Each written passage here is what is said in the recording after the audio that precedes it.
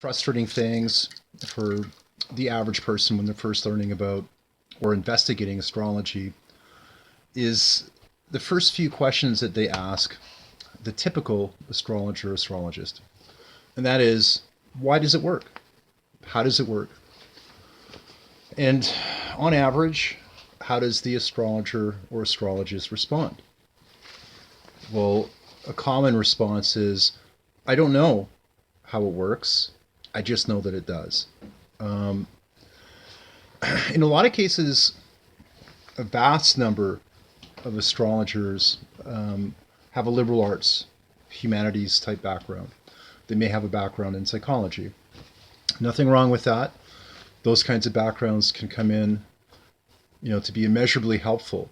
If they've got a client and they're doing an interpretation, and realistically, if they're interacting with other human beings. But for someone who's a bit more eclectic and, has, at least an, reasonable desire to be rational as well as emotional, at some point these questions are going to come up. And certainly if someone's a bit more skeptical, they're going to want answers to those questions. So then another problem arises in that there are answers, very, very good answers to these kinds of questions, but they're not widely available easily in the public domain. And, what you end up having is kind of a small handful of astrological researchers that have been kind of like gathering these nuggets of information together. And in some cases, they may have a little bit of a science background, or they may have a science background. And they're basically hoarding nuts.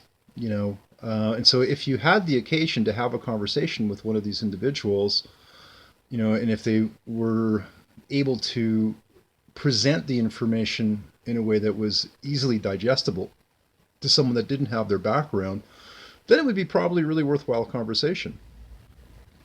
A short while ago, I found myself I'm not a transhumanist, but I was in a transhumanist forum. I just joined it. I was curious to see what would go on there. I have a science background, and I started to raise issues that were of a scientific nature, but they were outside of the common mainstream framework that these folks engaged in. And it drove them absolutely. It didn't matter if I presented facts and case studies and citations, because there was a mindset in place that was skeptical, and it was like a parroted script that just ran through their heads. They flew into a rage. How dare I question anything that's mainstream?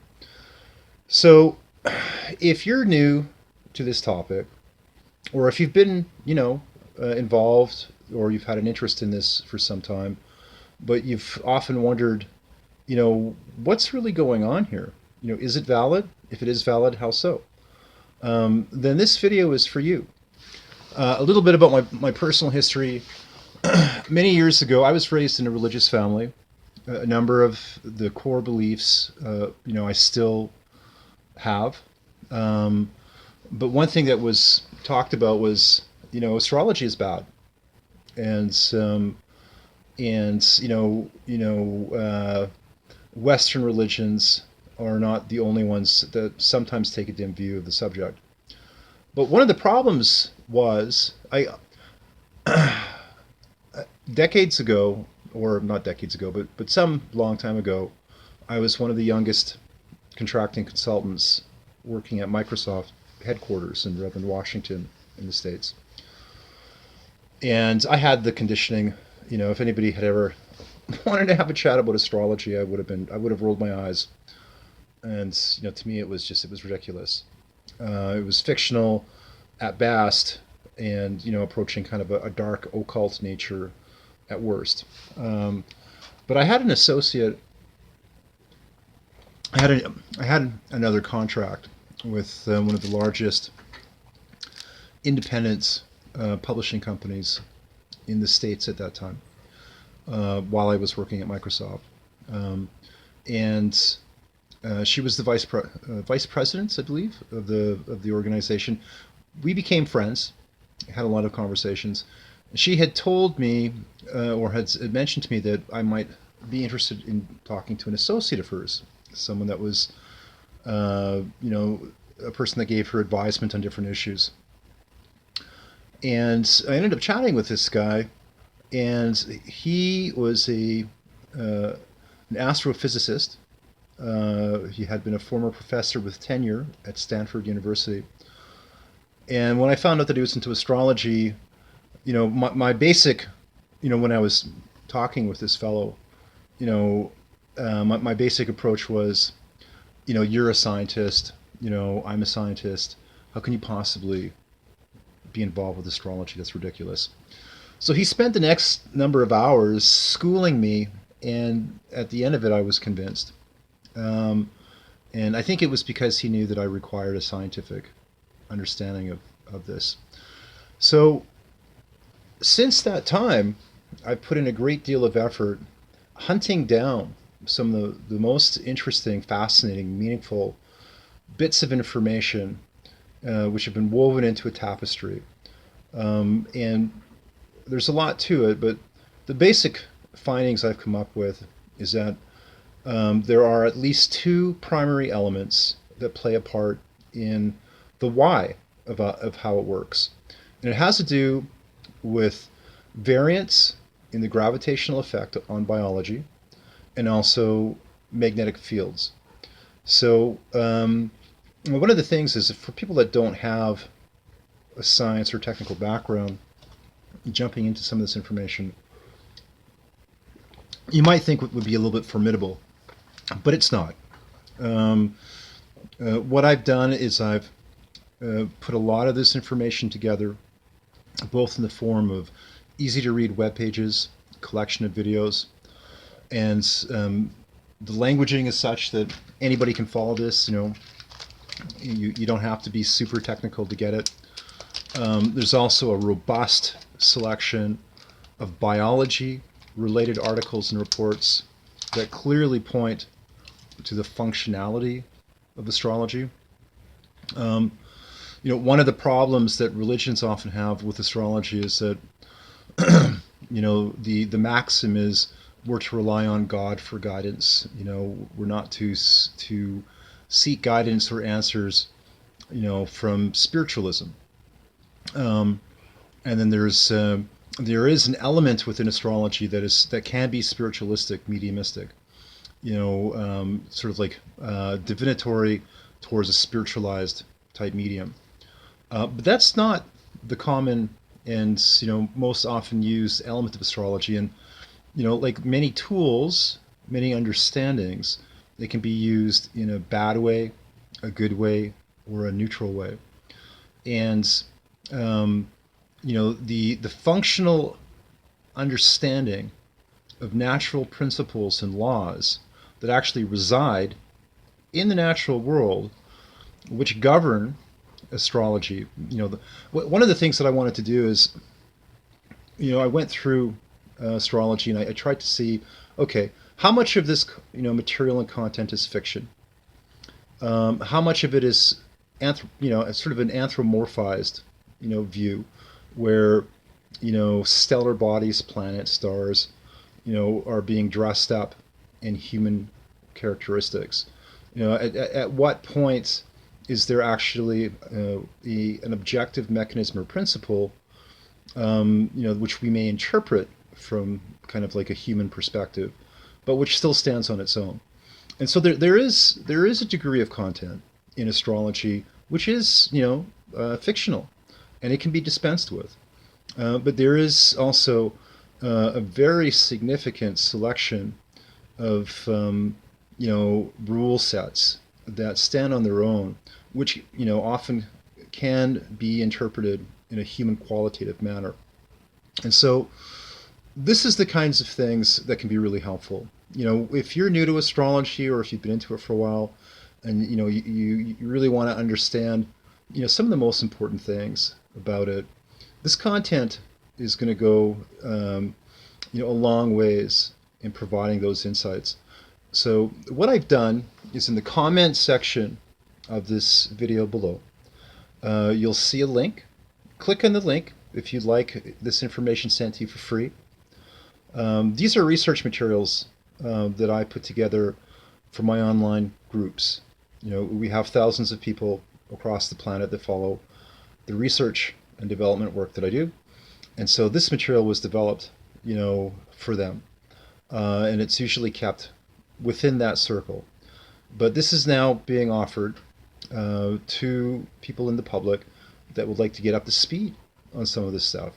So you can click on the link, you can enter in the brief form, and then this material will be sent to you, and you can enjoy that. And also, if you're in a situation where you'd like to know more about your own birth chart, you want to know, what are the details that make up you as a person, then within the response of this link, you'll get access and to find out how you can do that. How can you get that information? Within the birth chart, as a generalism, what we see is how the constitution of you as a being was formed at birth. Part of this is in relation to what was the electrostatic precipitation mix of particles in the atmosphere when you came into this world. One of the things that happens is on the planet, we see variances in what this mix is over time. I mean, there is small amounts of change. And so when a person is born, it's like you have a kind of snapshot of what was going on orientationally around you in the local and stellar environment.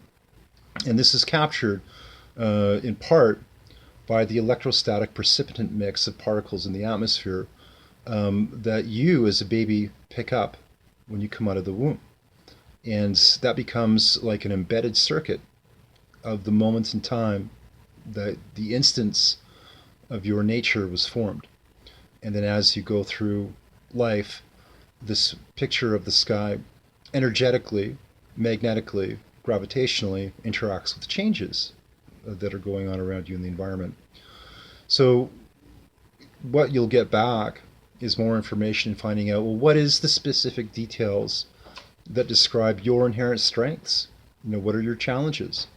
What are the trends that you can expect in your life?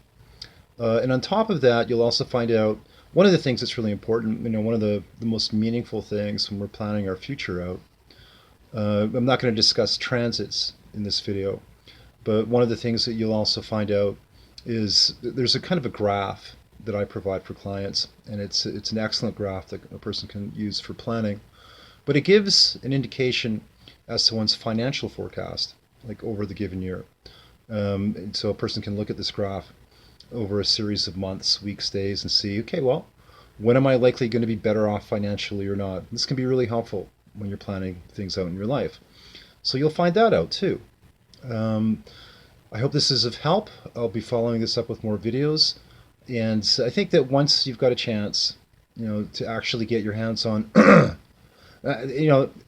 it's a drag that this information is not more readily available. It's abysmal that more astrologers are not aware of this information and they're not providing this to clients or potential clients, because it's a real, it's a real desert of a lack of knowledge. But you don't have to go through that desert anymore. So you're welcome to click on the link. You'll get this information. We'll go from there. Kind regards to all. This is Doc Stars from Sound of Stars Frequency Technology Groups. About to sign off. One other thing I wanted to mention too, I forgot. A lot of people that are up to speed on astrology, when they look at their natal or birth chart, usually what's described in the birth chart is considered to be fixed. It's static. It doesn't change because it shows the energy influence that interacted with you as a biological organism at birth. A lot of the research and development that I've been doing has to do with how can a person change or make modifications, or modulate that fixed constitution. And I would assert that not only is this possible, but that there is a way to practically execute it. And you can find out more about that through checking out some of the other videos both on our YouTube channel and seeing the content on our website. So that's it. Take care, everybody, and I hope that was of interest.